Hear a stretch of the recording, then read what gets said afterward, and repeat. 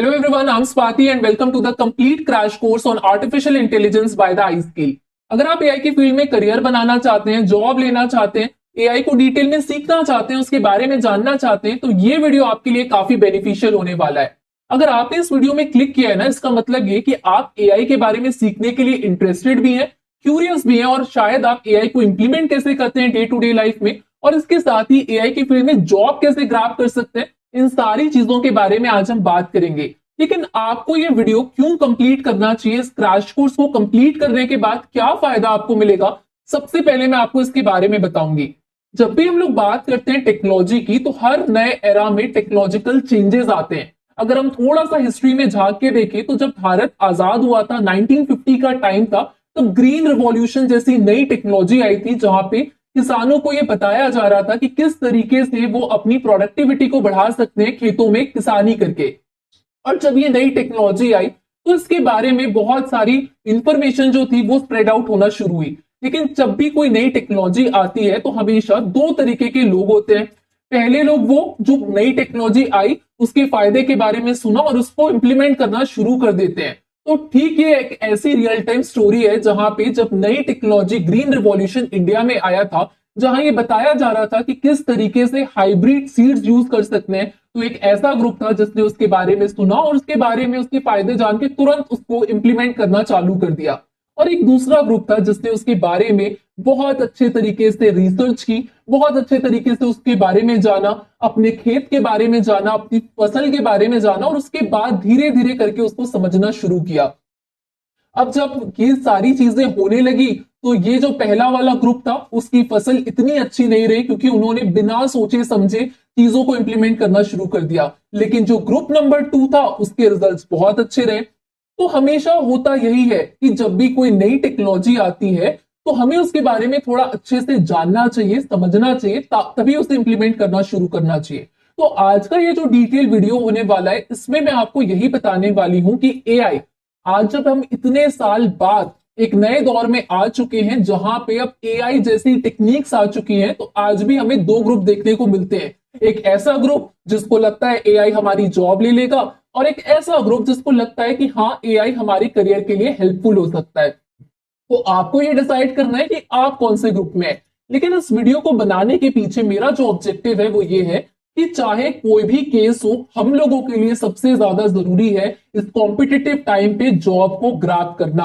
अब जब आप जॉब ग्रैब करने के लिए जाएंगे, एआई के बारे में बहुत सारी चीजें अभी मार्केट में सुनने को मिलेगी, तो कुछ समझ ही नहीं आता कि क्या है एआई, कैसे इंप्लीमेंट करना है, क्या स्किल सीखना है, क्या कुछ पढ़ना है, क्या कुछ प्रोजेक्ट्स करने हैं। तो ये जो कंप्लीट एआई का कोर्स है वो आपको हेल्प करेगा कि अगर अभी आप इस ग्रुप नंबर 1 वाली स्टेज में जहां पे आपको समझ में नहीं आ रहा है, तो वहां से धीरे धीरे करते हुए हम ग्रुप 2 की ओर आगे बढ़ेंगे। और इस वीडियो को कंप्लीट करने के बाद हमें ये जरूर पता चल जाएगा कि अगर हमें एआई की फील्ड में जॉब चाहिए तो हमें क्या क्या करना चाहिए, हर एक टेक्नोलॉजी का क्या मतलब है। अब जब हम लोग बात करते हैं ना एआई की, तो इसके अंदर बहुत सारी सब टेक्नोलॉजीज आ जाती है, जैसे machine learning, deep learning, NLP, computer vision. और आज की डेट में हम लोग देख ही रहे हैं कितने सारे मॉडल है, agentic AI, generative AI, discriminative models. तो ये होते क्या है, इनके बारे में क्या पढ़ना है, कैसे पढ़ना है, ये सारी चीजों को आज के क्रैश कोर्स में हम लोग डेफिनेटली कंप्लीट करने वाले हैं।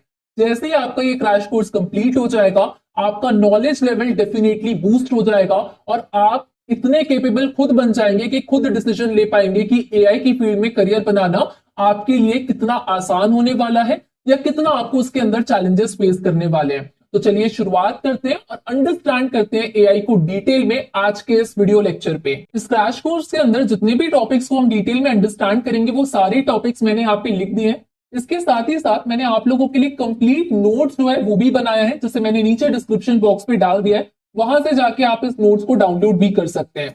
अब जब भी कोई नई टेक्नोलॉजी आती है ना, तो अक्सर ये देखा गया है कि उस टेक्नोलॉजी को बनाने वाले से ज्यादा पैसे उन लोगों ने कमाए जो उस टेक्नोलॉजी को यूज करके नए प्रोडक्ट्स को बिल्ड किया।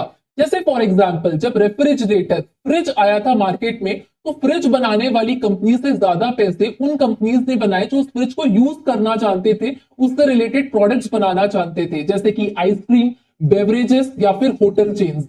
या अगर हम लोग बात करें कि जब इंटरनेट आया था तो इंटरनेट को बनाने वाली थी यूएसए गवर्नमेंट, लेकिन उससे ज्यादा पैसे तो उन कंपनीज ने बनाए जिन्होंने इंटरनेट का यूज करना शुरू कर दिया, जैसे कि गूगल, फेसबुक, Amazon।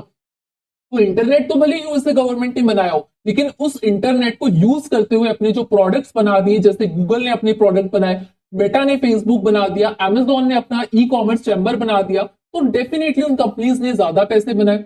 या फिर अगर हम एक और रियल टाइम एग्जांपल देखें तो राइट ब्रदर्स ने जब एयरप्लेन बनाई थी, तो राइट ब्रदर्स से ज्यादा पैसे उन एयरप्लेन रिलेटेड कंपनीज ने बनाए जो आज बेसिकली एयर सर्विसेज पे काम कर रहे हैं। तो अक्सर यही होता है, आज भी यही हो रहा है कि जब एआई जैसी नई टेक्नोलॉजी आ चुकी है तो एआई के इंफ्रास्ट्रक्चर को बनाने वाली कुछ कंपनीज हैं जो बहुत बड़ी कंपनीज हैं। जैसे कि अगर मैं बात करूं एआई इंफ्रास्ट्रक्चर मॉडल को बिल्ड करने के लिए, तो कुछ कंपनीज हम यहां देख सकते हैं, जैसे कि ओपन एआई है जिसने चैट जीपीटी जैसे प्लेटफॉर्म को बिल्ड किया है, गूगल माइंड है, डीप माइंड है, Meta, Anthropic, Microsoft, Nvidia, Amazon, Tesla. तो ये जो बड़ी बड़ी कंपनीज हैं इन्होंने एक इंफ्रास्ट्रक्चर मॉडल को क्रिएट किया है, जिस इंफ्रास्ट्रक्चर को मॉडल को यूज करने के लिए अब और भी कंपनीज आ चुकी है और अलग अलग सेक्टर्स में एआई का यूज जो है वो बढ़ चुका है। जैसे हम लोग बात करें टेक कंपनीज की, तो एडोबी, कैनवा, जूम और ना जाने कितनी सारी ऐसी टेक कंपनीज हैं जो इस कंपनी के द्वारा बनाए हुए इंफ्रास्ट्रक्चर को यूज कर रही है। जैसे अगर हम लोग एग्जांपल ले एनवीडिया का, एनवीडिया ने जो अपने चिप्स बनाए हैं उसको हर एक एआई कंपनी यूज कर रही है।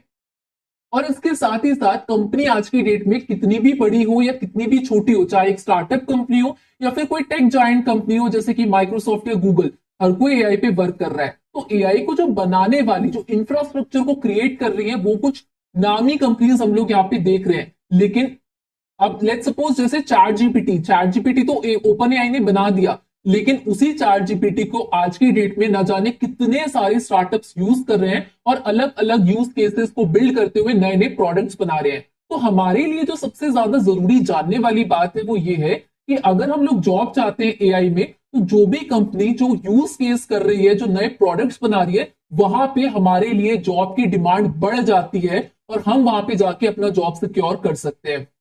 जैसे कि फॉर एग्जाम्पल हेल्थ केयर में अगर हम लोग देखें तो टाटा, 1mg, फार्मेसी जैसे कितनी कंपनीज हैं। फाइनेंस एंड स्टॉक मार्केट में जीरोधा, जेपी मॉर्गन, कितनी सारी ऐसी कंपनीज हैं, ई कॉमर्स में भी। तो हुआ क्या कि मॉडल और इंफ्रास्ट्रक्चर तो एक कंपनी ने बिल्ड कर दिया, ठीक वैसे जैसे कि इंटरनेट को यूएसए गवर्नमेंट ने बना दिया था, लेकिन इंटरनेट को यूज करने वाली जो बड़ी बड़ी कंपनी बनी वो बनी गूगल, Amazon, फेसबुक। ठीक इसी तरीके से आज एआई के एरा में ये जितनी कंपनीज हम लोग यहां देख रहे हैं, open AI, Meta, Microsoft, Google, Nvidia, Tesla, Amazon, ये लोग इंफ्रास्ट्रक्चर डेवलप कर रहे हैं क्योंकि इन कंपनीज के पास में रिसोर्सेज बहुत ज्यादा है। ये बहुत अच्छे तरीके से इंफ्रास्ट्रक्चर डेवलप कर रहे हैं, लेकिन इनके इंफ्रास्ट्रक्चर को जो अलग अलग सेगमेंट में, हेल्थ केयर हो, टेक हो, फिनेंस हो, ई कॉमर्स हो, मार्केटिंग हो, हर सेगमेंट पे अलग अलग कंपनीज हैं। और आज की डेट में स्टार्टअप कंपनीज इतनी ज्यादा है जहां पे हम लोग अगर एआई को अच्छे से सीख लेते हैं तो हमारे लिए गोल्डन मोमेंट बन सकता है कि हम एक जॉब को ग्रैब कर पाए। तो डेफिनेटली एआई जो है वो हर कंपनी एडॉप्ट कर रही है। अब यहां पे ना जब हम लोग एआई के टूल्स की बात करते हैं तो तीन तरीके के टूल्स होते हैं। सबसे पहला टूल स्टैंड अलोन टूल्स होता है, जैसे फॉर एग्जांपल ओपन एआई ने चैट जीपीटी बना दिया। अब जब आप चैट जीपीटी यूज करते हो तो उसके साथ आप सिंगल चैट जीपीटी यूज करते हो, आपको कुछ और यूज करने की जरूरत नहीं पड़ती। तो ये क्या हो गया, एक स्टैंड अलोन टूल हो गया। फॉर एग्जाम्पल अगर मेरे को इमेज जनरेट कराना है तो मैं डैली का यूज करूंगी या मिड जर्नी हम लोग यूज करेंगे और वहां पे जाके मेरी इमेज जो है वो जनरेट हो जाएगी। तो ऐसे टूल्स को स्टैंड अलोन टूल्स बोलते हैं, जहां पे अगर मेरा जो काम है मैं उस काम के लिए, जैसे चैट जीपीटी से मेरे को अगर एक कोडिंग लिखवाना है, कोई कोड लिखवाना है, तो मैं चैट जीपीटी के पास जाऊंगी, वो मेरे को कोड लिख के दे देगा, मेरा काम खत्म हो जाएगा, मुझे किसी और टूल में भटकने की जरूरत नहीं पड़ेगी। तो ये जो टूल्स होते हैं इसको बोलते हैं स्टैंड अलोन टूल्स। लेकिन अब इस टूल को यूज करते हुए नए जो टूल्स और आ गए इसको बोलते हैं इंटीग्रेटेड एआई टूल्स। जैसे कि अगर फॉर एग्जांपल मैं गूगल डॉक्स या गूगल स्लाइड को यूज करूं तो वहां पे एआई इंटीग्रेट हो चुका है, मैं वहां पे जाके एआई का यूज कर सकती हूँ। या अगर मैं नेटफ्लिक्स को यूज करूं तो उसके अंदर भी एआई इंटीग्रेटेड है, मुझे पता चल जाता है कि कौन सी मूवी रिकमेंडेशन में मेरी आ रही है, कौन सी मूवी मेरे को देखना चाहिए। तो ऐसे जो इंटीग्रेटेड एआई टूल्स हैं, जैसे फॉर एग्जांपल अगर मैं Amazon से शॉपिंग करती हूँ, राइट, तो Amazon तो बस एक वेबसाइट है, ये एक मोबाइल ऐप है। लेकिन जैसे ही मैं उसके अंदर जाती हूँ मुझे रिकमेंडेशन मॉडल एआई का काम करना चालू कर देता है। अगर मैं कोई एक प्रोडक्ट वहां पे देखती हूँ तो बार बार वो प्रोडक्ट मुझे दिखाने लगता है, चाहे मैं इंस्टा खोलूं, फेसबुक खोलूं, कुछ भी खोलूं। तो ये क्या है, ये इंटीग्रेटेड एआई टूल है कि Amazon पहले से एक प्लेटफॉर्म था, उसके अंदर हमने एआई को इंटीग्रेट कर दिया। तीसरा टाइप होता है कस्टमाइज्ड एआई टूल, जैसे कि अगर हम लोग बात करें स्पॉटिफाई डीजे एआई, वो एक पर्टिकुलर कंपनी है जो डीजे पे काम करना चाहती है, म्यूजिक पे काम करना चाहती है। तो स्पॉटिफाई ने उसके अंदर कस्टमाइज एक अलग से डीजे के लिए एक प्लेटफॉर्म बना दिया। अब अगर कोई कंपनी है जिसको अपने स्टाफ को मैनेज करना है, वो एक सीआरएम बनाना चाहती है, उस सीआरएम के अंदर उस कंपनी की रिक्वायरमेंट के हिसाब से कस्टमाइज करके हमने एआई को दे दिया। तो हो क्या रहा है आज की डेट में कि स्टैंड अलोन टूल्स भी कंपनी बना रही है, इंटीग्रेट भी कर रही है एआई को, और साथ ही साथ अलग से कस्टमाइज एआई टूल्स भी बन रहे हैं। तो हमारे लिए जो तीनों सेगमेंट है ना, अब आज की डेट में कोई सोचे कि मेरा ओपन एआई में जॉब लग जाए, और हम लोग कोई बहुत हमें बहुत ज्यादा आता नहीं है, तो ये बहुत मुश्किल होगा कि हम ओपन एआई में डायरेक्ट जॉब कर पाए। लेकिन अगर हम लोग सही एआई का नॉलेज ले सकते हैं तो हो सकता है कि हमको इंटीग्रेटेड एआई टूल जो कंपनी बना रही है वहां पे हमारा प्लेसमेंट हो जाए, या जो कस्टमाइज एआई टूल बना रही है अगर हमको नॉलेज है तो हो सकता है वहां पे जाके प्लेस्ड हो जाए। क्योंकि हर किसी का जॉब तो गूगल में, माइक्रोसॉफ्ट में, टेस्ला में नहीं लग सकता। लेकिन अगर हमें जॉब चाहिए ऐसी कंपनीज में जो इंटीग्रेटेड टूल, कस्टमाइज टूल बना रही है, तो वहां जरूर हमारा जॉब लग सकता है। तो क्या क्या पढ़ना पड़ेगा इसको और डिटेल में अभी मैं आपको जैसे जैसे हम आगे बढ़ेंगे वैसे वैसे डिटेल में बताऊंगी। आज हम देख रहे हैं कि हम अगर कोई भी चीज ऑर्डर करते हैं तो विद इन 10 मिनट्स हमारे घर के अंदर पहुंच जाती है।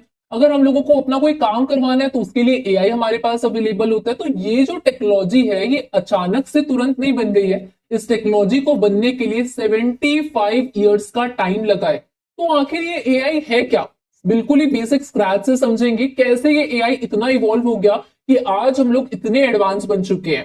तो आर्टिफिशियल इंटेलिजेंस होता क्या है? So basically AI is a branch of computer science that focuses on creating machines that can perform the task that require human intelligence. कहने का मतलब एकदम आसान भाषा में ये कि एआई कंप्यूटर साइंस का एक ऐसा ब्रांच है जिसका मकसद है कि ऐसे मशीन्स को क्रिएट करना जिसपे ह्यूमन इंटेलिजेंस जितना पावर हो सके। अब ह्यूमंस क्या क्या काम कर सकते हैं? तो ह्यूमंस लर्न करना जानते हैं, एआई भी धीरे धीरे लर्न कर रहा है डेटा के साथ में। ह्यूमंस तर्क वितर्क कर सकते हैं, वाद विवाद कर सकते हैं, लॉजिकल आर्ग्यूमेंट्स रिप्रेजेंट कर सकते हैं, रीजनिंग कैपेबिलिटी होती है उनके अंदर, तो ये मशीन्स के अंदर में इंड्यूस किया जाए। ह्यूमंस किसी प्रॉब्लम को सॉल्व करने के लिए केपेबल होते हैं, तो एक मशीन को भी इस तरीके से बनाया जाए कि वो प्रॉब्लम को सॉल्व कर पाए। ह्यूमंस एक दूसरे की भाषा को अंडरस्टैंड कर सकते हैं, तो एक ऐसा सिस्टम बनाना, एक ऐसा एआई क्रिएट करना जो इंसानों की भाषा को समझ पाए और ऐसे परसेप्शंस को क्रिएट करना, क्योंकि इंसान तो इमेज भी देख सकते हैं आंखों से, साउंड भी सुन सकते हैं कान से, और अपने दिमाग में पैटर्न भी बना सकते हैं। तो ठीक ऐसे काम जो कोई ह्यूमन कर सकता है उन सारी चीजों को आर्टिफिशियली कराया जा सके, इसलिए डेवलप हुआ आर्टिफिशियल इंटेलिजेंस। लेकिन इसकी शुरुआत कैसे हुई थी? तो इसकी शुरुआत सबसे पहले हुई थी 1950s में। 1950s में एलन ट्यूरिंग ने 1950 में एक पेपर पब्लिश किया था जिसमें उन्होंने सोचा था कंप्यूटर मशीनरी और एक ऐसे सिस्टम के बारे में जिसके पास अपना खुद का इंटेलिजेंस हो सके। तो उन्होंने खैर बहुत बेसिक शुरुआती दौर में एक पेपर पब्लिश किया। उसके 6 साल के बाद 1956 में जो नाम है एआई यानी कि आर्टिफिशियल इंटेलिजेंस, वो पहली बार दुनिया के सामने आया, और उस नाम को देने वाले जो इंसान थे वो थे जॉन मैककार्थी। तो जॉन मैककार्थी ने एआई जो है उस वर्ड को दिया और इसके बारे में सोचना उन्होंने वहां से शुरू किया। धीरे धीरे डेवलपमेंट आगे बढ़ा, लेकिन जब कोई टेक्नोलॉजी आगे बढ़ती है तो बीच में कुछ ना कुछ ऑब्स्टिकल्स भी आते हैं। सबसे पहले एआई के 1960 और 70 के टाइम पे बेसिक प्रोग्राम जो है वो डेवलप होने शुरू हुए, जैसे कि एलिजा। ये एक बेसिकली एक ऐसा चैटबॉट था जो एक सिंपल से स्क्रिप्ट को फॉलो करता था। उसके बाद एक और यहाँ पे रोबोट की तरह आया जो कि स्टैनफोर्ड रिसर्च इंस्टीट्यूट ने डेवलप किया था, जो ह्यूमंस की तरह प्रॉब्लम सॉल्व करने के लिए कैपेबिलिटी रखता। तो धीरे धीरे करके लोगों ने इसके बारे में सोचना शुरू किया। लेकिन जब कोई टेक्नोलॉजी आगे बढ़ती है तो ऑब्स्टिकल तो आता ही है। तो एक ऐसा ही मोमेंट आया था 1970 से 1980 का टाइम पे, जब एआई को लेके लोगों की एक्साइटमेंट थोड़ी थोड़ी कम होनी शुरू हो गई थी, और फंडिंग जो थी एआई और रिसर्च में वो भी मिलनी कम हो गई थी। तो ये वो टाइम था जब हार्डवेयर जो था वो बहुत लिमिटेड था, मशीन्स इतने ज्यादा केपेबल रिसोर्सेज नहीं थे, तो एआई में थोड़ा लोगों का झुकाव जो है वो कम हो गया। लेकिन उसके बाद धीरे धीरे जैसे जैसे 90s का दौर आया, एआई का एक सेकेंड बूम स्टार्ट हो गया, जहां पे machine learning, neural network, deep learning जैसी चीजों पे काम बढ़ने लग गया। 1997 ये मोमेंट एआई की हिस्ट्री में एक बहुत इंपॉर्टेंट मोमेंट है, क्योंकि जब आईबीएम का deep blue chess world champion जो थे, गैरी जो थे, वो वर्ल्ड चैंपियन थे, उनको एक मशीन ने हरा दिया था। तब पहली बार दुनिया का ध्यान उनकी तरफ गया और लोगों को एआई का पोटेंशियल जो है वो समझ में आना शुरू हुआ। ठीक वैसे ही 1990s में एक स्पीच रिकॉग्निशन के लिए एक सिस्टम आया, वो भी काफी पॉपुलर होना शुरू हुआ। तो जैसे जैसे प्रोडक्ट्स पॉपुलर होते गए, उसके बारे में चीजें आगे बढ़ती गई। फिर 2010 के बाद से अगर हम लोग बात करें तो काफी रिवॉल्यूशनरी चीजें आई, डीप लर्निंग इंट्रोड्यूस हुआ, चैटबॉट आ गए, पर्सनल असिस्टेंट का नया चीज देखने के लिए मिला, जो आज हम लोग सुन रहे हैं, सीरी, एलेक्सा, गूगल असिस्टेंट, राइट। तो ये जो चीजें हैं धीरे धीरे डेवलप होनी शुरू हुई। सीरी की बात करें तो 2011 में एप्पल ने इंट्रोड्यूस किया था। विंडोज में कॉर्टेना को 2014 में इंट्रोड्यूस किया गया था। वैसे ही अमेजोन ने 2014 में एलेक्सा को इंट्रोड्यूस किया था और गूगल ने 2016 में। तो इस तरीके से धीरे धीरे डेवलपमेंट जो है वो आगे बढ़े। और आज जब हम लोग 2020 के बाद की बात करते हैं, तो आज तो बहुत आगे निकल चुके हैं, क्योंकि सेल्फ ड्राइविंग कार्स हो या फिर चैट जीपीटी हो, डैली हो, मिड जर्नी हो, अलग अलग तरीके के एआई आ चुके हैं। अब ये किस किस तरीके के एआई आ चुके हैं, इसके बारे में डिटेल में बात करेंगे।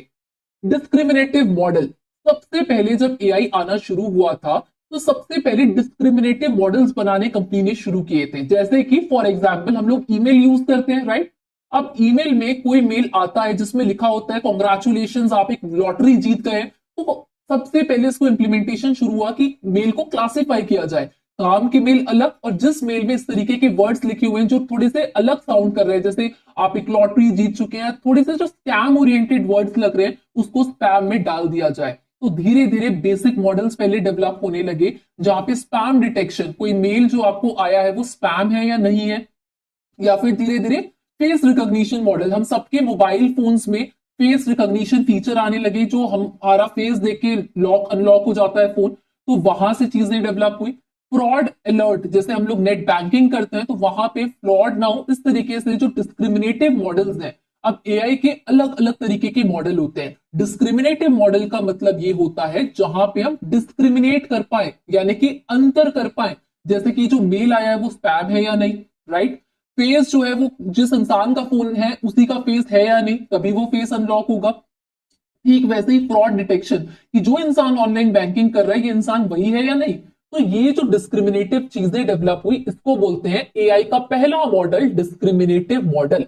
इसके बाद जो सेकंड जो मॉडल है एआई का, ये है जनरेटिव मॉडल, जो कि कंटेंट और डेटा क्रिएशन में काम करता है, जिसमें हम लोग मॉडल को ट्रेन डेटा देते हैं और उसके बाद आउटपुट लेते हैं, जैसे कि चैट जीपीटी जो हम लोगों को टेक्स्ट जनरेट करके देता है, या फिर बर्ट, या अगर हम लोग बात करें इमेज की तो डैली है, या अगर हम लोग स्पीच की बात करें तो वेवलेट है। आज हम लोग देख रहे हैं कि अलग अलग वॉइस में लोगों के पास गाने आ जाते हैं, एआई अलग अलग तरीके की इमेज जनरेट करके दे दे रहा है। तो जितना भी कंटेंट में और टेक्स्ट डेटा के साथ पे, ऑडियो डेटा के साथ पे, इमेज डेटा और वीडियो डेटा के साथ जो काम हो रहा है, जहां पे आप एक मशीन को प्रॉम्प्ट लिख के देखते हैं और मशीन अपने आप समझ के आपको नया चीज या तो टेक्स्ट क्रिएट करके देगी, या तो वीडियो क्रिएट करके देगी, या तो इमेज क्रिएट करके देगी। तो ये जो सेगमेंट होता है एआई के मॉडल्स का, that is called as the generative AI model. तो आप सबसे पहले अभी जो मैं समझा रही हूं, अलग अलग तरीके के एआई के मॉडल्स के बारे में अभी आप जान रहे हैं।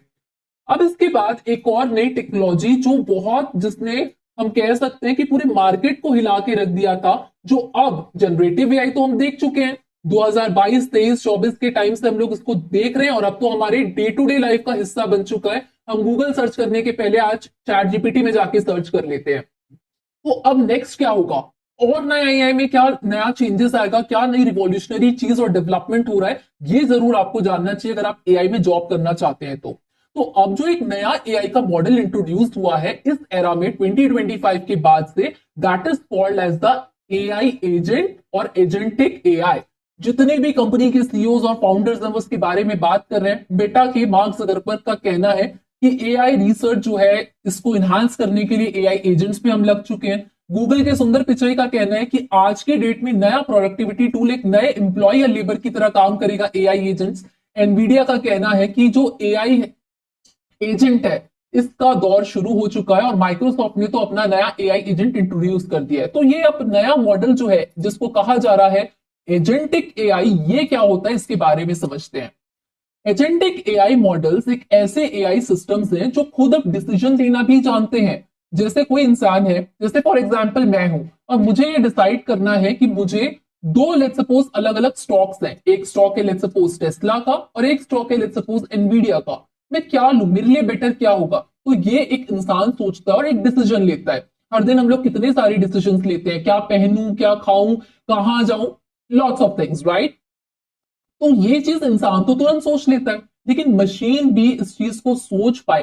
फॉर एग्जाम्पल, अगर मेरे को मेरा एक पर्सनल एआई एजेंट है, मैं चाहती हूं कि मैं कोई लेट्स सपोज एक फोन, एक गैजेट में खरीदना चाहती हूं, तो मैं उस एआई एजेंट के पास जाऊंगी और वो मुझे बता देगा कि मेरे लिए बेटर कौन सा है, और मेरे बिहाफ में वो वहां पे जाके उस पूरे प्रोसेस को स्ट्रीमलाइन कर देगा और मेरे लिए वो काम करके दे देगा। तो एजेंट मतलब ही क्लियर हो जाता है। जैसे हम लोग जब ट्रेन बुक करना होता है आईआरसीटीसी में, हमको कोई भी इमरजेंसी में जाना है, तो हम क्या करते हैं, अरे थोड़ा ज्यादा पैसा लेगा लेकिन चलो एजेंट को दे देते हैं, वो फाइनल टिकट करके हमारे हाथ में लाके देगा। तो ठीक ऐसा ही आज की डेट में अब एआई के एजेंट्स आ चुके हैं, एआई मॉडल जो एजेंटिक मॉडल, इस पे काम बढ़ चुका है कि अब एआई को इस लेवल पे तैयार किया जाए कि वो डिसीजन ले पाए और फाइनल, जैसे आपको एक रेलवे में टिकट लाके आपको एक एजेंट आपके हाथ में देता है ना, आपके बिहाफ में टिकट बुक करता है, आप खुद तो नहीं करते हो, बस आप एजेंट को पैसे देते हो।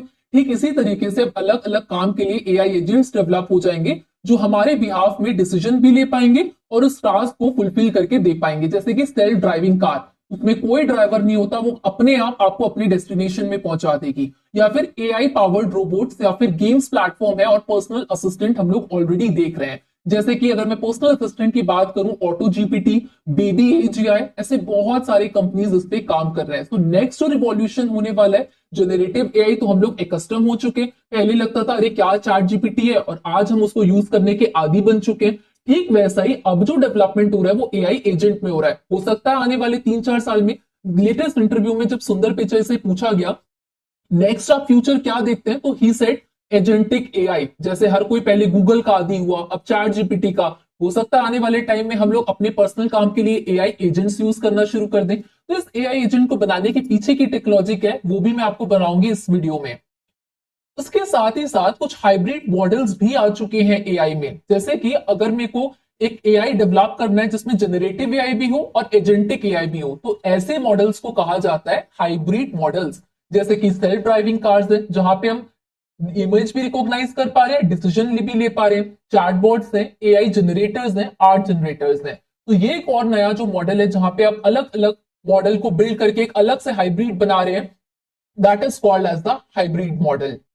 अब सबसे पहले समझेंगे एआई के स्ट्रक्चर के बारे में। जैसे फॉर एग्जांपल एआई क्या होता है, एक फाइनल प्रोडक्ट होता है, राइट। जैसे फॉर एग्जांपल कि एलेक्सा, ठीक है, तो ये एलेक्सा क्या है, एआई का एक फाइनल प्रोडक्ट है। लेकिन इस एलेक्सा को बनाने के लिए अलग अलग जगह में अलग अलग टेक्नोलॉजिकल टूल्स यूज हुए होंगे। क्या क्या टूल्स हो सकते हैं, क्या क्या एक एआई के अंदर में स्ट्रक्चर होता है, उसको समझते हैं।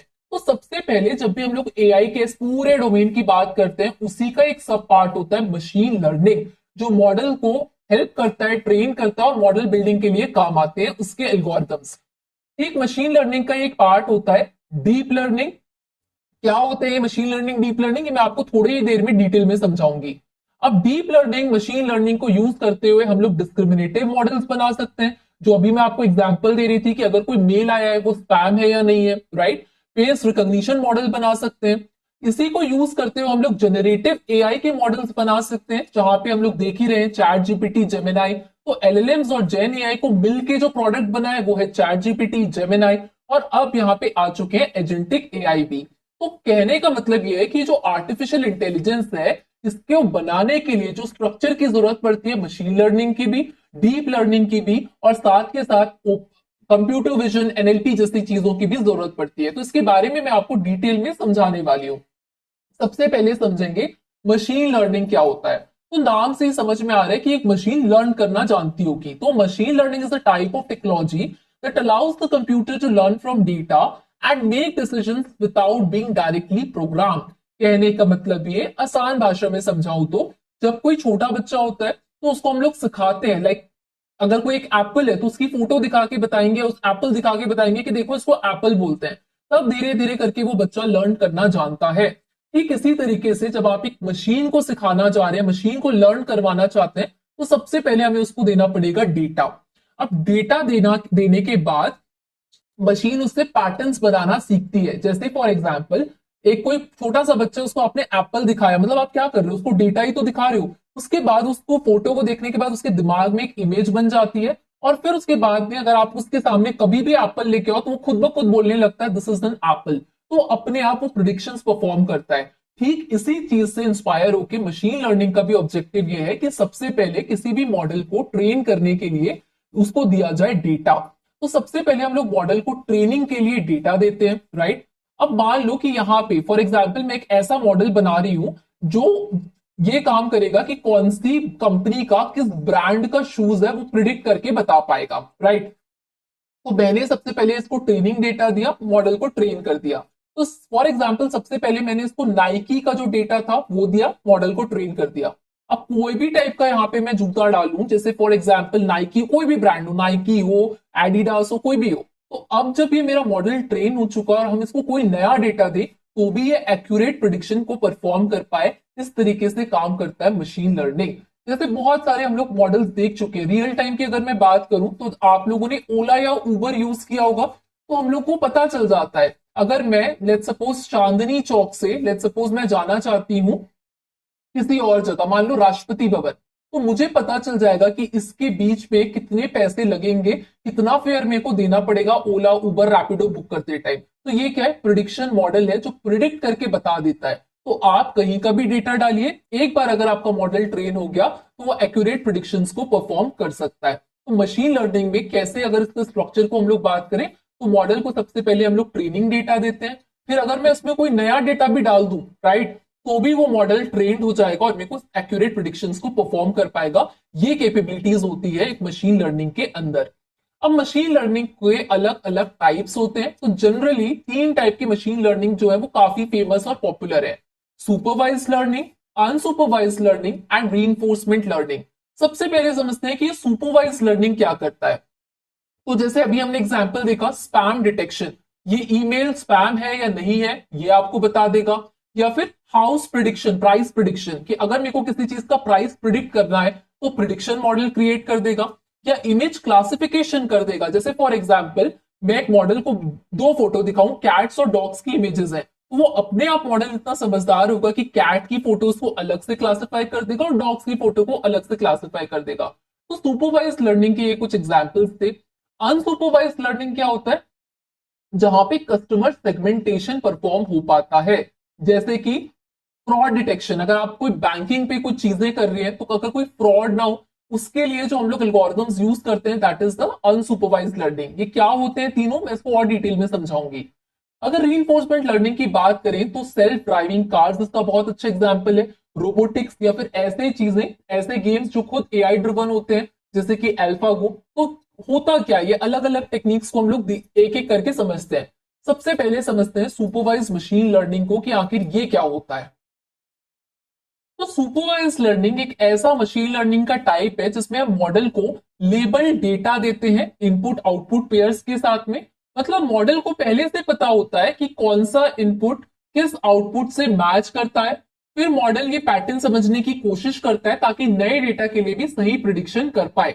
जैसे फॉर एग्जाम्पल, जैसे हम लोग कोई छोटे बच्चे को सिखाते हैं तो सबसे पहले उसको बताते हैं, right, this is an apple. तो उसके दिमाग में ट्रेन हो जाता है दैट ये अगर जो ऑब्जेक्ट मुझे दिखेगा जो रेड कलर का है उसको एप्पल बोलते हैं, राइट। तो ये ट्रेन होना चालू हो जाता है। तो हम क्या करते हैं, लेबल करते हैं उसके दिमाग में कि देखो इसको एप्पल बोलते हैं, इसको मैंगो बोलते हैं, इसको कैरेट बोलते हैं। तो पहले से उसको लेबल्स जो है वो पता होते हैं। तो ये जो सुपरवाइज मशीन लर्निंग होता है उसमें ठीक ऐसा ही होता है कि जब भी हम कभी किसी मॉडल को ट्रेन करते हैं तो उसमें जब डेटा देते हैं ना तो पहले से बता के देते हैं, देखो ये जो डेटा है जिसमें रेड रेड है that is called as tomatoes, and that is the orange portion जो थोड़ा लंबा है that is called as the carrot, and जो ग्रीन कलर का that is called as the bell pepper. तो हमने क्या किया, जो ये लेबल डेटा दिया इसमें हर चीज बता के दी कि देखो भाई इसको कैरेट बोलते हैं, इसको कैप्सिकम बेल पेपर बोलते हैं, and that is called as the tomatoes.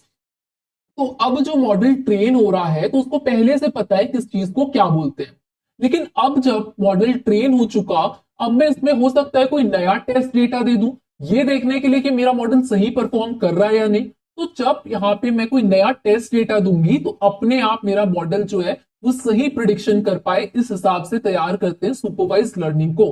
फिर मॉडल ये कोशिश करता है कि जब इसके पास कोई नया डेटा आ जाए तब भी वो सही प्रिडिक्शन जो है उसको परफॉर्म कर पाए। तो हमेशा ये चीज याद रखना, supervise machine learning is a branch of artificial intelligence that focuses on training the model to make predictions or decisions based on the labeled training data। तो सुपरवाइज मशीन लर्निंग के अंदर ऐसे मॉडल्स को बनाया जाता है जो डिसीजन ले पाए, जो प्रिडिक्शन कर पाए, लेकिन इसमें लेबल डेटा जो है वो यूज होता है।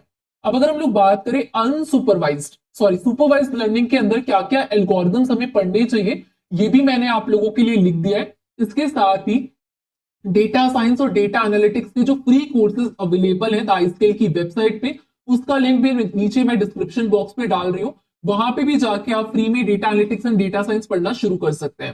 तो यहाँ पे सुपरवाइज लर्निंग अगर आप सीखना चाहते हैं एमएल, तो इसके लिए भी एक कंप्लीट कोर्स अवेलेबल है आईस्केल के यूट्यूब चैनल पे। इसका लिंक भी मैं नीचे डिस्क्रिप्शन बॉक्स में डाल रही हूँ, वहां पे जाके आप मशीन लर्निंग पढ़ना शुरू कर सकते हैं।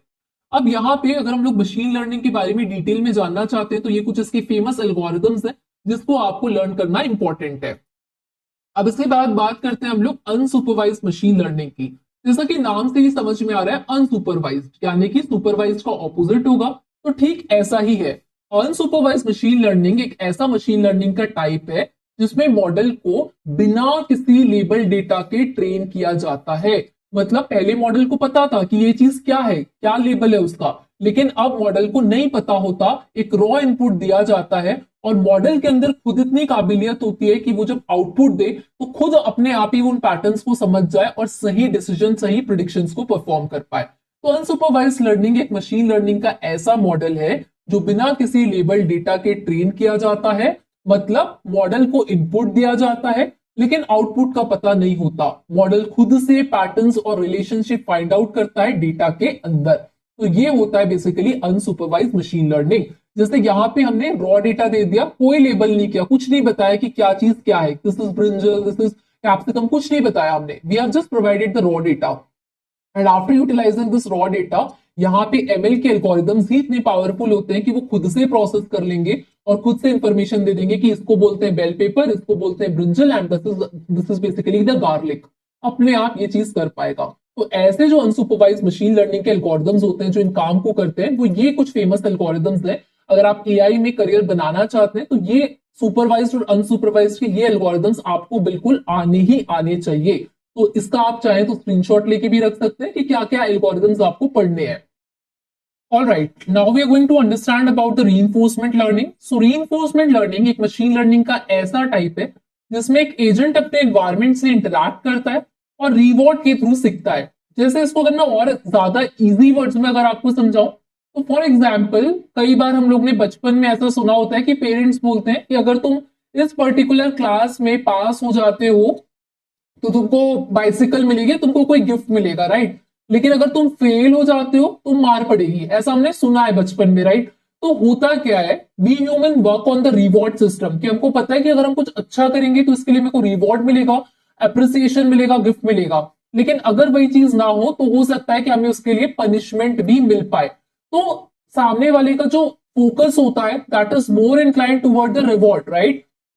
इन द सेम मैनर कि जब हम लोग यहाँ पे मशीन को जब ट्रेन करते हैं यहाँ पे रीइंफोर्समेंट लर्निंग में, तो यहाँ पे एनवायरमेंट ऐसा प्रोवाइड करते हैं कि वो मॉडल जो है मशीन लर्निंग का वो खुद से यहाँ पे सीख पाए, अपनी गलतियों के हिसाब से वो अपने आप को फीडबैक देता रहे और उस हिसाब से वो अपने आप को ट्रेन कर पाए। So reinforcement learning is the machine learning paradigm that focuses on agents learn to interact with an environment ताकि उसे क्यूमुलेटिव अवार्ड्स मिले। तो अगर वो कोई चीज बेटर परफॉर्म कर रहा है, उसके अगर आउटपुट अच्छे तो उसको अच्छा फीडबैक जाएगा, लेकिन वही चीज अगर कहीं एरर आ जाता है तो उसको फीडबैक नेगेटिव जाएगा। तो इस बेसिस में जब एक मॉडल को ट्रेन किया जाता है that is called as the reinforcement learning. आगे बढ़ते हैं अब हम लोग और नेक्स्ट यहाँ पे देखते हैं रीइंफोर्समेंट लर्निंग के कुछ इंपॉर्टेंट टॉपिक्स हैं कि क्या क्या हमें आना चाहिए रीइंफोर्समेंट लर्निंग के अंदर। तो ये सारे एल्गोरिथम्स इंपॉर्टेंट होते हैं रीइंफोर्समेंट लर्निंग के लिए। अब तीनों यहाँ पे एल्गोरिथम्स को अगर हम लोग कंपेयर करें, supervised, unsupervised and reinforcement learning, तो जो यहाँ पे आपको डायग्राम्स के थ्रू दिख रहा होगा, ग्राफ्स के थ्रू, कि जो सुपरवाइज्ड लर्निंग होता है वो क्लासिफिकेशन और रिग्रेशन की प्रॉब्लम को सॉल्व करता है। क्लासिफिकेशन मतलब जैसे फॉर एग्जांपल मेल्स की अगर हम लोग बात करें तो मेल स्पैम है या नहीं है, राइट, तो अलग अलग तरीके से क्लासिफाई करना जानता है। या हम लोग रिग्रेशन की बात करें तो प्रिडिक्शन करना जानता है, अगर मुझे एक जगह से दूसरी जगह जाना है तो उसका प्राइस कितना होगा वो प्रिडिक्ट करना जानता है। तो जब भी हम लोग क्लासिफिकेशन या रिग्रेशन जैसी प्रॉब्लम को सॉल्व करना चाहते हैं तो उसके लिए हम लोग यूज कर सकते हैं सुपरवाइज लर्निंग का।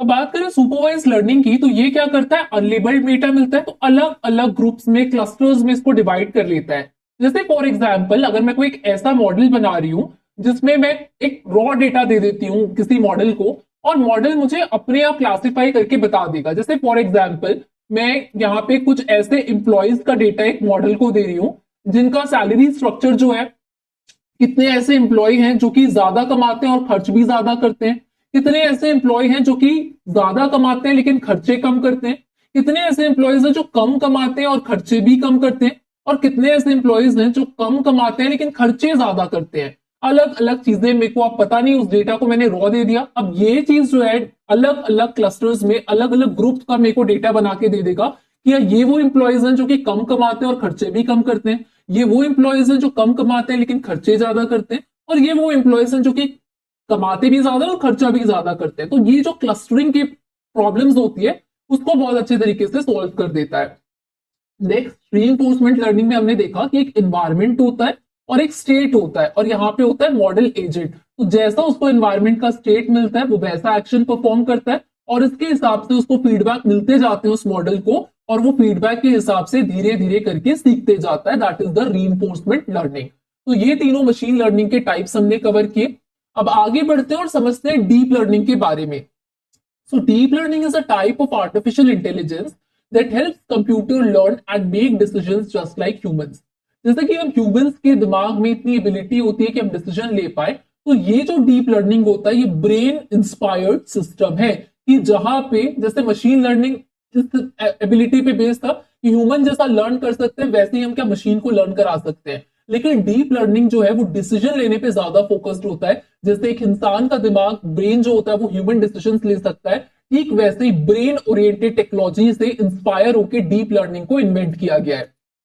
तो अब अगर हम लोग देखें कि ये डीप लर्निंग के अंदर होता क्या है, तो जैसे ह्यूमंस का जो ब्रेन होता है, इस ब्रेन के अंदर बहुत ही कॉम्प्लेक्स स्ट्रक्चर होता है कुछ इस तरीके का जैसा भी आप स्क्रीन पे देख रहे हैं, और यही जो स्ट्रक्चर होता है इसको कहा जाता है न्यूरॉन्स, राइट। तो ये जो बायोलॉजिकल एबिलिटी होती है कि हमारे दिमाग में हम कुछ देखते हैं और अचानक से हम उसके बारे में रिएक्ट भी कर लेते हैं। For example this is a glass of water, यही ग्लास ऑफ वाटर अगर गर्म होगा, इसको मैं जैसे ही टच करूंगी मैं रिस्पॉन्ड करना शुरू कर दूंगी। तो इतना क्विक और इंस्टेंट होता है ह्यूमन ब्रेन कि हम लोग तुरंत हमारे न्यूरॉन्स हमारे सिग्नल्स को पहुंचा देते हैं एंड वी स्टार्टेड रिएक्टिंग।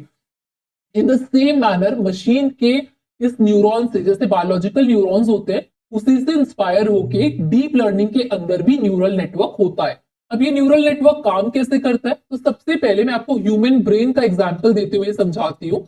ये होता है बेसिकली न्यूरॉन। ह्यूमंस का जो ब्रेन होता है उसके अंदर ये न्यूरॉन होता है जिसके तीन इंपॉर्टेंट पार्ट होते हैं। ये जो स्टार्टिंग में आप देख रहे हैं यहाँ पे, ये है dendrite, this is the cell body and this is axon. Dendrite का काम क्या होता है, डेंड्राइट ये पार्ट क्या करता है, सारी इंफॉर्मेशन को रिसीव करता है और दूसरे न्यूरॉन से जितनी इंफॉर्मेशन आती है वो सारी इंफॉर्मेशन को रिसीव करने का काम करता है डेंड्राइट। फिर उसके बाद सेल बॉडी या सोमा क्या काम करता है, ये पार्ट रिसीव करता है इंफॉर्मेशन को और उसके बाद में प्रोसेस करता है। डेंड्राइट ने इंफॉर्मेशन रिसीव की, अब रिसीव होने के बाद वो इंफॉर्मेशन को प्रोसेस करने का काम करेगा सोमा। अब जैसे इंफॉर्मेशन प्रोसेस हो गई तो वो आती है इंफॉर्मेशन एक्सन के पास में, कि जब न्यूरॉन प्रोसेस कर लेता है इंफॉर्मेशन को तो आउटपुट में जो सिग्नल्स देता है दूसरे न्यूरॉन्स तक पहुंचाने के लिए वो काम करता है एक्सन। ठीक इसी चीज से इंस्पायर होके डीप लर्निंग के अंदर का जो मॉडल होता है वो ऐसा ही होता है। पहले होती है इनपुट लेयर, उसके बाद होती है हिडन लेयर और उसके बाद होती है आउटपुट लेयर। तो इनपुट लेयर क्या करती है, सारी की सारी इंफॉर्मेशन को रिसीव करती है। हिडन लेयर उस इंफॉर्मेशन को प्रोसेस करने का काम करती है।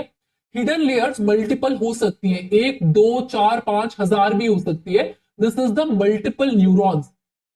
तो हिडन लेयर्स क्या होती हैं, ये लेयर्स मल्टीपल न्यूरॉन से बनाई जाती है ताकि जो भी इनपुट डेटा को प्रोसेस करते हैं वो अपने अपने वेट और एक्टिवेशन फंक्शन के थ्रू इनपुट को ट्रांसफॉर्म करती है। और जब सारी इंफॉर्मेशन प्रोसेस हो जाती है तब हमारे पास एक होती है आउटपुट लेयर जो हमें रिजल्ट्स को देती है। तो पूरा का पूरा डीप लर्निंग का जो मॉडल और फ्रेमवर्क है वो ह्यूमन ब्रेन बेस्ड है। और इसी तरीके से यहाँ पे भी जो कॉन्सेप्ट आता है इनपुट लेयर्स का, हिडन लेयर्स का और आउटपुट लेयर्स का। अब अगर इसको हम लोग थोड़ा सा और समझे, मैं आपको एक और रियल टाइम एग्जांपल से समझाऊं। जैसे फॉर एग्जांपल यहाँ पे एक पर्टिकुलर सेट ऑफ पीपल है जिनको ये टास्क दिया गया है कि ये जो इमेज है यहाँ पे, ये पांडा की इमेज है या नहीं है, ये उन्हें बताना है। तो एक तरीके से इमेज क्लासिफिकेशन का यहाँ पे अगर हम लोग बात करें कि अब ये चीज हम लोगों को ट्रेन करनी है, राइट। अब ह्यूमंस को हमें बताना है। तो वो ह्यूमन जो कभी पहले मान लो पांडा को देखे ही नहीं है तो वो तो जानेंगे नहीं इसके बारे में। तो लेट्स सपोज ये यहाँ पे टास्क है।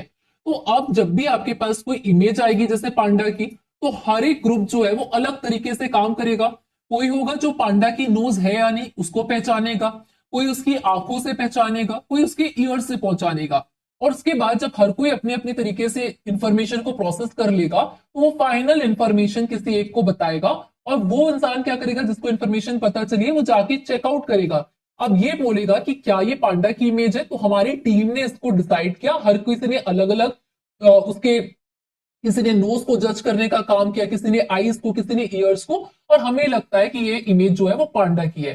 तो फाइनल जो यहाँ पे रहेगा, जो हमारा डिसीजन मेकर रहेगा, वो इस बात को क्लैरिफाई करेगा that this image is of panda और नॉट। तो इसने अगर कह दिया यस, दैट मीन्स ये हुआ क्या कि जब भी आपके पास में इस इमेज क्लासिफिकेशन का या ऐसा कुछ काम आता है तो आपने क्या किया, इस काम को अलग अलग लोगों में अलग अलग चीजों को देखने के लिए डिवाइड कर दिया। और उसके बाद ये फाइनल जो है आपको रिजल्ट जो है वो यहाँ पे मिल रहा है। तो इन द सेम मैनर यहाँ पे जो लेयर्स होते हैं हमारे पास, इनपुट आउटपुट जो लेयर्स होते हैं वो ऐसा ही काम करते हैं कि हर तरीके से यहाँ पे देखो इनपुट में हमको मिल गया, उसके बाद ये सारे कुछ यहाँ पे हिडन लेयर्स है और फिर फाइनल आउटपुट हमें पता चल रहा है। तो ठीक ऐसा ही यहाँ पे जो आप नेटवर्क देख रहे हैं, अगर फेस डिटेक्शन का मैं डीप लर्निंग मॉडल दिखाऊं तो ये हो गया हमारा इनपुट। उसके बाद में यहाँ पे आप देख सकते हैं कई सारे हिडन लेयर्स जो है वो यहाँ पे हैं, वो सारी इमेज क्लासिफाई होगी और फिर जाके फाइनल आउटपुट मिलेगा। तो ठीक ऐसा टास्क जैसा ह्यूमंस करते हैं। अब हो सकता है कि कभी कोई ऐसा केस हो जहां पांडा की वो इमेज ना हो, उससे सिमिलर दिखने वाला कोई एनिमल हो, तो क्या होगा, हर एक बॉडी पार्ट को क्लोजली आपकी टीम ऑब्जर्व करेगी। उसके बाद ही आप डिसीजन ले पाओगे कि ये वो पांडा की इमेज है या नहीं है, right. So in this manner same इसी तरीके से जो न्यूरल नेटवर्क्स होते हैं वो ऐसे ही बिल्ड होते हैं जहां पे आप इनपुट देते हैं और कई सारे ऐसे एल्गोरिदम्स होते हैं जो हिडन लेयर के अंदर काम करते हैं और फिर हम लोगों को एक फाइनल रिजल्ट मिलता है। So that is the whole structure of the neural networks. That is what I'm trying to explain you guys here. तो इस तरीके से डीप लर्निंग बहुत ही इंपॉर्टेंट पार्ट जो होता है वो बनता है, क्योंकि जितने भी हम लोग कॉम्प्लेक्स चीजों को सॉल्व करते हैं that is completely based on the deep learning things. अब आप लोगों के मन में भी एक क्वेश्चन जरूर आना चाहिए कि जब पहले से हमारे पास मशीन लर्निंग था तो डीप लर्निंग की क्या जरूरत आ पड़ी, क्या डिफरेंस होता है मशीन लर्निंग और डीप लर्निंग के बीच में। तो सबसे पहले अगर हम लोग इसका डेफिनेशन के हिसाब से डिफरेंस देखें तो machine learning is a technique where computer learns from data to make predictions. Machine learning एक ऐसी टेक्निक है जिसमें कंप्यूटर डेटा से सीखता है ताकि वो प्रिडिक्शंस परफॉर्म कर पाए। लेकिन डीप लर्निंग जो है वो एक सबसेट है मशीन लर्निंग का, जहां पे न्यूरल नेटवर्क्स का यूज होता है और लार्ज अमाउंट ऑफ डेटा से मॉडल सीख पाता है। अगर डेटा डिपेंडेंसी की बात करें तो मशीन लर्निंग में स्मॉल से मीडियम डेटा सेट के लिए रिलायबल है, लेकिन डीप लर्निंग के लिए बहुत ही ज्यादा जो ह्यूज डेटा होता है उसकी रिक्वायरमेंट पड़ती है। फीचर इंजीनियरिंग की बात करें तो मशीन लर्निंग में ह्यूमंस को काफी ज्यादा मैन्युअली फीचर्स को सिलेक्ट करना पड़ता है, लेकिन डीप लर्निंग में ये काम ऑटोमेटिकली हो जाता है। अगर हम लोग बात करें टाइम की तो स्मॉल डेटा सेट है तो मशीन लर्निंग फास्ट तरीके से काम कर जाएगा, लेकिन अगर डीप लर्निंग है तो कॉम्प्लेक्सिटी जो है वो बढ़ जाती है। अगर कंप्यूटेशन की पावर की बात करें तो मशीन लर्निंग के एल्गोरिदम्स जो है वो नॉर्मल कंप्यूटर्स पे भी वर्क करते हैं, लेकिन अगर कोई बड़ी कंपनी है उसको डीप लर्निंग मॉडल्स ट्रेन करना है तो उसके लिए जीपीयूज या टीपीयूज की जरूरत पड़ती है। उसके बाद अगर हम लोग बात करें यहाँ पे तो इसमें स्ट्रक्चर डेटा होता है और इसमें काफी कॉम्प्लेक्स टास्क होता है, जैसे image data, text processing, speech data. तो अगर हम लोग एग्जाम्पल ले रियल लाइफ का, जैसे अभी हम इमेज रिकॉग्निशन को देख रहे थे, मशीन लर्निंग में इसके लिए एसवीएम, सुपरवाइज्ड मशीन लर्निंग के कुछ एल्गोरिदम्स, रैंडम फॉरेस्ट और भी ऐसे टेक्निक्स का यहाँ पे यूज होता है। और फीचर एक्सट्रैक्शन जो होता है वो मैनुअल होता है, लेकिन यही चीज अगर हम लोग डीप लर्निंग में करें तो CNN की जरूरत पड़ेगी, और जो पैटर्न्स है वो ऑटोमेटिकली क्या होगा, मशीन पैटर्न को लर्न करना चालू कर देगी। तो डीप लर्निंग एडवांस चीजें हैं, क्योंकि और ज्यादा डेटा आज की डेट में कॉम्प्लेक्स होता ही जा रहा है, क्योंकि हर तरीके का चीज डेटा है आजकल। अगर हम बात कर रहे हैं, हमारा कोई स्पीच है, that is also the data. हम दिख कैसे रहे, हमारी जो फोटोज है, that is also a data. अगर हम, जैसे मैं भी आपको एक वीडियो की तरह पढ़ा रही हूँ, that is also a data. मैं कुछ लिख रही हूँ, that is also a data. तो the data becomes complex with the coming time, और इसी चीज के लिए डीप लर्निंग जो है वो काफी इंपॉर्टेंट होता है मशीन लर्निंग के साथ साथ। तो अब डीप लर्निंग अगर आप सीखना चाहते हैं तो उसके लिए क्या क्या इंपॉर्टेंट टॉपिक्स हैं, ये ऑलरेडी मेरी स्क्रीन पे आपको यहाँ पे डिस्प्ले हो रहा है। आप चाहें तो इसका स्क्रीनशॉट लेके भी रख सकते हैं। ये सारे ऐसे टॉपिक्स हैं डीप लर्निंग के कि अगर आप एआई की फील्ड में जाके खुद को जॉब रेडी बनाना चाहते हैं तो आपको इन सारे टॉपिक्स को अच्छे से लर्न करना इंपॉर्टेंट है। अब ये तो हुई बात डीप लर्निंग की, अब हम बात करेंगे एनएलपी की, यानी कि नेचुरल लैंग्वेज प्रोसेसिंग। अगर किसी मशीन को ह्यूमन जैसी एबिलिटी देना है तो उसको बात भी समझ में आनी चाहिए। जैसे हम ह्यूमंस अलग अलग लैंग्वेज का यूज करते हैं, जो भाषा जिसको समझ में आ पाए, तो ठीक वैसे ही मशीन को ह्यूमंस की भाषा समझ में आ पाए तभी वो प्रॉपर तरीके से उनके लिए बेनिफिशियल होगी। तो NLP is basically that branch of artificial intelligence that enables computer to understand, interpret, generate human language. ये एक मशीन को अलाउ करती है कि वो वास्ट अमाउंट ऑफ एनएलपी का डेटा जो है उसको प्रोसेस कर पाए। और एनएलपी के बहुत सारे एप्लीकेशंस हम लोग देख ही रहे, जैसे चैटबॉट्स है। चैटबॉट्स के अलावा अगर हम लोग देखें तो बहुत सारे एलेक्सा, सीरी जैसे कितने सारे असिस्टेंट्स हैं जिनको हम बोलते हैं और वो समझ जाते हैं, ह्यूमन लैंग्वेज अंडरस्टैंड कर पाते हैं। ठीक वैसे ही अगर सेंटिमेंट एनालिसिस करना हो तो एनएलपी का यूज होता है। लैंग्वेज ट्रांसलेशन के लिए यूज होता है, जिसका गूगल ट्रांसलेट एक सबसे बड़ा एग्जाम्पल है। वॉइस असिस्टेंट है, टेक्स्ट समराइजेशन है, या पर्सनलाइज्ड रिकमेंडेशन करना हो, हर जगह एनएलपी का यूज के समय देखने को मिलता ही मिलता है। तो अगर हम लोग बात करें एनएलपी की इवॉल्व होना कैसे शुरू हुआ, तो एनएलपी बेसिकली 1950s 1980s में हैंड क्राफ्टेड रूल्स और कुछ डिक्शनरीज अवेलेबल थे। लेकिन 1990s और 2010 के बीच में इसमें अलग अलग एल्गोरिदम्स आने लगे, जैसे कि hidden Markov models, support vector machines, जो कि एनएलपी की जो एक्यूरेसी उसको इंप्रूव करने के लिए हेल्पफुल हुए। और 2015 के बाद से तो एनएलपी में बहुत ज्यादा काम हुआ है, क्योंकि जितने भी हम लोग देख रहे हैं मॉडल्स, जैसे word to vector, LSTM, transformer के अंदर दो स्ट्रक्चर आता है, वर्ड, जीपीटी और भी स्ट्रक्चर्स होते हैं। ये सारी चीजें बेसिकली एनएलपी को काफी ज्यादा बूस्ट करता है। अगर आज की डेट में हम लोग बात करें तो कितनी सारी ऐसी कंपनीज हैं जो एनएलपी में प्लेटफॉर्म प्रोवाइडर्स में बड़ी कंपनियां, software providers, and users, regulatory bodies, framework, toolkit providers, service provider के सारे ऐसे सॉफ्टवेयर प्रोवाइडर्स हैं जो एनएलपी का यूज कर रहे हैं।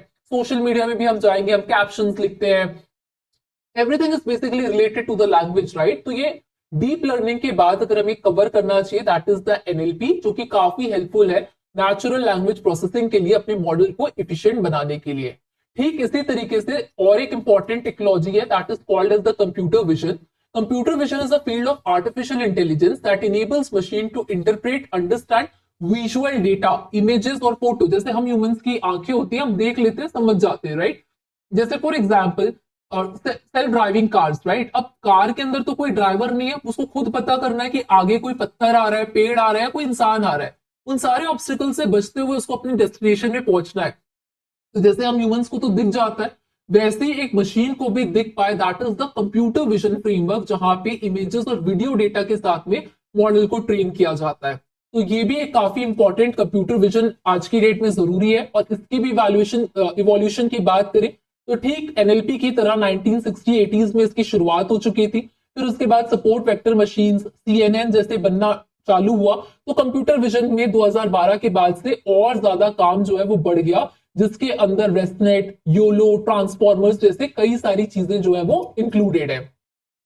अब बात करते हैं लार्ज लैंग्वेज मॉडल्स की, जिसके बारे में हम इतना कुछ सुनते आ रहे हैं।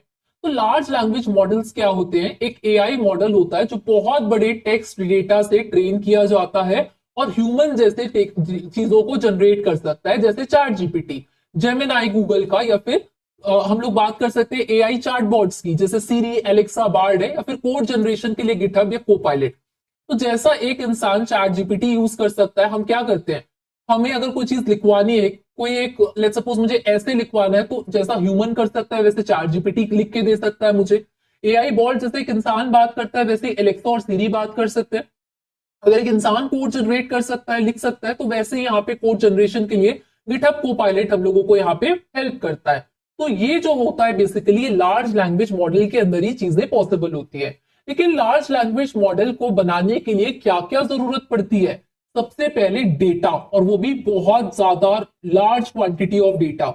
एलएलएम को ट्रेन करने के लिए बहुत सारा डेटा सेट दिया जाता है। अब डेटा सेट का सोर्स कुछ भी हो सकता है, कोड डेटा सेट हो सकता है, विकिपीडिया से, कोई वेबसाइट से, कहीं से भी आप डेटा ले सकते हैं। सेकेंड चीज की जो जरूरत पड़ती है that is the transformer model, neural network architecture. जब भी हम लोग किसी एलएलएम को बनाते हैं तो इसका जो मॉडल होता है, जो आर्किटेक्चर होता है जिसके ऊपर आपका एलएलएम बनेगा, वो अलग अलग हो सकता है। जैसे कि जीपीटी, यानी कि जैसे हम चैट जीपीटी देख रहे हैं, इसके पीछे का जो ट्रांसफॉर्मर है इसको जीपीटी बोलते हैं, यानी कि जनरेटिव प्री ट्रेन ट्रांसफॉर्मर। या मैं बात करूं बर्ट की, जैसे गूगल काम कर रहा है bidirectional encoder representation transformers. तो ये जो इसका आर्किटेक्चर है, ये ट्रांसफॉर्मर होते हैं, और अलग अलग तरीके के ट्रांसफॉर्मर हो सकते हैं। जीपीटी हो सकता है, बर्ट हो सकता है जो बाय डायरेक्शनल इनकोडर होगा, या फिर T5 हो सकता है जो टेक्स्ट टू टेक्स्ट ट्रांसफॉर्मर हो सकता है। तो ये जो पूरा का पूरा एलएलएम का आर्किटेक्चर होता है वो बेसिकली बिल्ड किस पे होता है? तो यहाँ पे अलग अलग तरीके के ट्रांसफॉर्मर्स हम लोगों को देखने मिलता है। अब इसके बाद अगर हम लोग बात करें हार्डवेयर की, क्योंकि आपकी मशीन, सबसे पहले तो आपकी मशीन इतनी स्ट्रांग होनी चाहिए कि वो इतने बड़े डेटा के साथ में डील कर पाए। तो इसके लिए यहाँ पे जो जीपीयूज और टीपीयूज होते हैं उसकी जरूरत पड़ती है। जैसे कि एनवीडिया है या गूगल के टीपीयूज हैं जो इतना स्ट्रॉन्ग पावरफुल बेस बनाते हैं। पहले ये पॉसिबल नहीं होता था कि हम लोग डीप लर्निंग को अपने नॉर्मल से कंप्यूटर पे कर पाए, लेकिन आज जब एनवीडिया या बाकी जो कंपनीज है जो चिप पे बहुत अच्छा काम कर रही हैं, उनकी बदौलत हम लोग क्या कर पा रहे हैं, आज कहीं पे भी बैठ के अगर आपको डीप लर्निंग अपने लैपटॉप पे यूज करना है तो आप वहां पे उसको कर पाएंगे। तो ये जो कंपनीज है जो उसके पावरफुल हार्डवेयर पे काम कर रहे हैं, जीपीयूज एंड टीपीयूज की, ये सबसे ज्यादा रिक्वायरमेंट है आज की डेट पे। देन सेकेंड आता है, अब आपके पास में अगर आपको एलएलएम बनाना है तो सबसे पहले आपने डेटा दे दिया, उसके बाद में आपने उसका आर्किटेक्चर के लिए ट्रांसफॉर्मर सेलेक्ट कर लिया, आपने जीपीयू और टीपीयू सेट कर लिया जिसमें आप डेटा को ट्रेन करेंगे। उसके बाद क्या एल्गोरिदम लगाएंगे ट्रेन करने के लिए? तो अलग अलग टाइप के एल्गोरिदम्स होते हैं, और यही हम लोग मशीन लर्निंग, डीप लर्निंग के अंदर अलग अलग एल्गोरिदम्स को पढ़ते हैं। फिर उसके बाद ऑप्टिमाइजेशन टेक्निक होती है जहां पे ग्रेडियंट डिसेंट, बैक प्रोपोगेशन जैसी चीजें जो होती है वो यूज होती है। डिप्लॉयमेंट और स्केलिंग के लिए अब आपने कोई मॉडल बना दिया, उसको आपको क्लाउड प्लेटफॉर्म पे जाके डिप्लॉय करना होता है। क्लाउड के अलग अलग प्लेटफॉर्म्स होते हैं, ओपन एआई का एपीआई है, हगिंग फेस है, गूगल क्लाउड है, AWS है, Amazon का, एज्योर एआई है। ऐसे प्लेटफॉर्म्स होते हैं जहां पे हम जाके अपने मॉडल को डिप्लॉय करते हैं और लार्ज स्केल में उस मॉडल को यूज कर पाते हैं।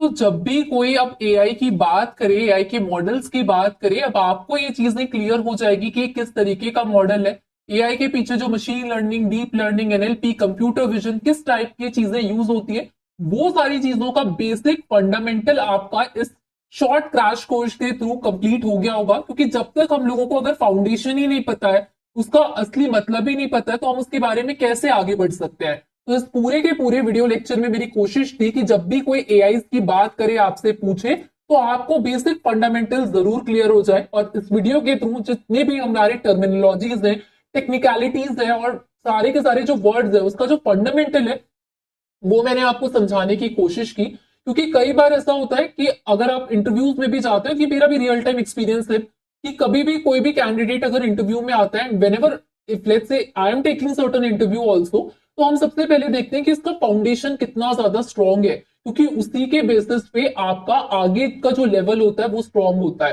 तो यहाँ पे कई बार ऐसा इंटरव्यू में होता है कि लोग बस एआई का नाम सुन के उसके पीछे भागने लगते हैं, उनको उसके बेसिक्स का पता ही नहीं होता कि कौन सी चीज एआई में कहाँ यूज हो रही है। और इंटरव्यू में भी वो लोग सफर करते हैं जब वो बेसिक चीजों का जवाब नहीं दे पाते हैं। तो मेरी पूरी कोशिश थी कि आपको इस एक ऐसा वीडियो आपको फुल फ्लेज प्रोवाइड किया जाए, वन शॉट, जहां पे आप एआई को डिटेल में समझें और उसके बाद आप खुद डिसाइड कर पाए कि आप एआई की तरफ और आगे अच्छा क्या सीखना चाहते हैं, क्या पढ़ना चाहते हैं। अगर आप लोग चाहते हैं, अभी तो हमने बेसिक तरीके से बस देखा मशीन लर्निंग के टाइप्स, डीप लर्निंग के टाइप्स, एनएलपी और कंप्यूटर विजन को। आप लोग मुझसे कौन सा कोर्स फुल फ्लेज चाहते हैं जहां पे हम, या तो हो सकता है पूरा मशीन लर्निंग पढ़े, या डीप लर्निंग पढ़े या एनएलपी पढ़े या कंप्यूटर विजन पढ़े, आप क्या चीज पढ़ना चाहते हैं ये मुझे कमेंट्स में जरूर बताइएगा, ताकि मैं उसके लिए आपके लिए कंप्लीट कोर्स जो है वो जल्द से जल्द लेके आ पाऊं। So that's all from my side. ये था एक शॉर्ट हमारा course regarding the AI. Next video किस टॉपिक पे चाहिए मुझे कमेंट करके जरूर बताइएगा। मिलते हैं हम लोग अगले वीडियो में।